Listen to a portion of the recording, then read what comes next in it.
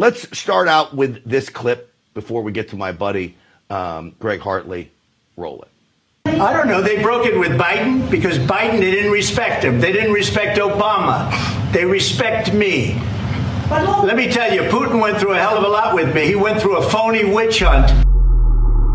All right, so straight to the point.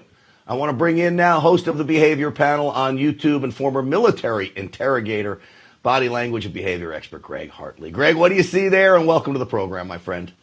Hey, Grant, I see absolute endorsement of what Trump says when he says, you know, they ran over Biden, they ran over Obama. You see him going, yeah, a little bit. But then when he says, and they absolutely respect me, you see that chin boss, this part of the chin we call chin boss, shrink back, him raise his brow and go, yeah, that's true. He's saying, yeah, they do respect you, but they didn't respect the other guys. So he agrees with him.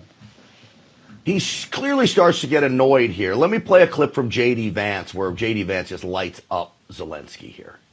I'm talking about the kind of diplomacy that's going to end the destruction of your country. Yes, but if you are not strong... Mr. President, with respect, I think it's disrespectful for you to come into the Oval Office and try to litigate this in front of the American media. Right now, you guys are going around and forcing conscripts to the front lines because you have manpower problems. You should be thanking the President for trying to bring an end to this conflict.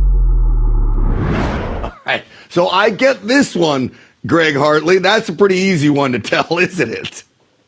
Well, you know, I always say to people, this is not an absolute, but in this case, it absolutely is an absolute. He is closing him out. There's a couple of things to notice. You see that threat check when he says something about disrespect. You see the quick turn of his head. He's turned away looking at one of the cameras or one of the reporters, and then suddenly sharply turns to catch him. So it's a threat check. He feels cornered here. I think what he came to do was to think he could deliver this message up front of you can't negotiate with the Russians.